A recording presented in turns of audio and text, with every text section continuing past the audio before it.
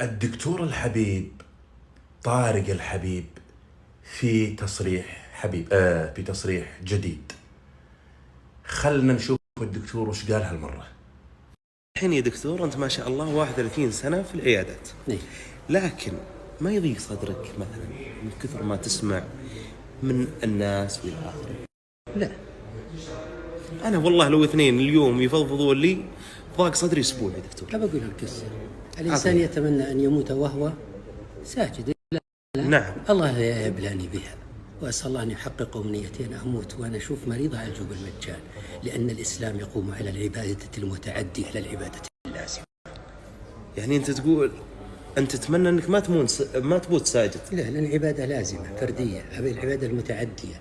قاعد أنا أنفعك كمريض عندي بالعبادة أعالجك مجانا. أفهم يا دكتور حبك لعملك وعشقك له، وأفهم أنك تدعي أن الله يجعل وفاتك وأنت تعالج مريض مجانا لأجره العظيم يعني. ولكن اللي عجزت أفهمه أنك تدعي أنك ما تموت وأنت ساجد، لا وتسميه بلوى، عسى الله ما يبلاني به. طيب وش المشكلة انك تدعي انك تموت وانت ساجد، تموت وانت تصلي، تموت وانت تعالج مريض بالمجان، تموت وانت رايح للمسجد؟ وش المشكلة انك تدعي الله انك تموت على طاعة؟ لكن تدعي انك ما تموت وانت ساجد وان الله ما يبلاك به، هذا كبير يا دكتور. يعني مثلا انا الحين ودي اموت وانا ساجد،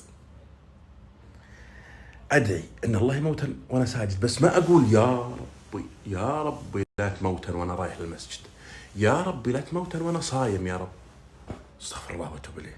وش المشكله يعني انك تموت على الطاعه هذه ولا على الطاعه هذه؟ وبعدين الموت الانسان هو ساجد هذا يتمناه كل انسان، انك تموت بين يدي الله سبحانه وتعالى وانت ساجد لله سبحانه وتعالى هذه.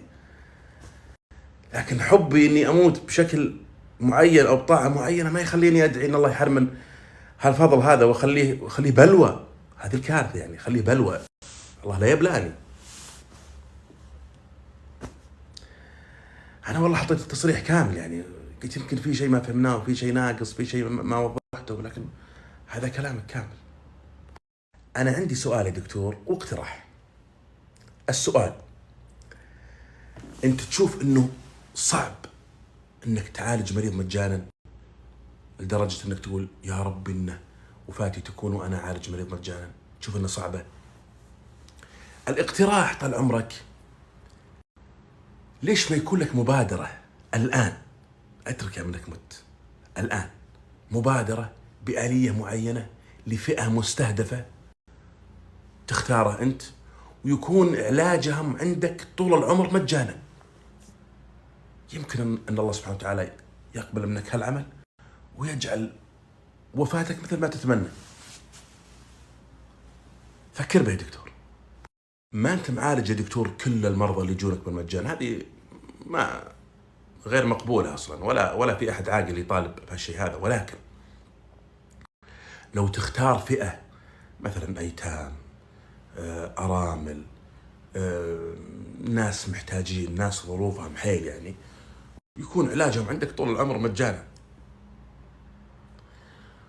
وإن شاء الله أن الله يقبض روحك بعد عمر طويل على الصحة والعافية مثل ما تتمنى، أو ساجد أو صايم، المهم أنك إن شاء الله على عبادة. بس لا تدعي الله أنه ما يقبض روحك وانت ساجد. ما هي بلوى يا دكتور، هذه أمنية من اللي تحصل له.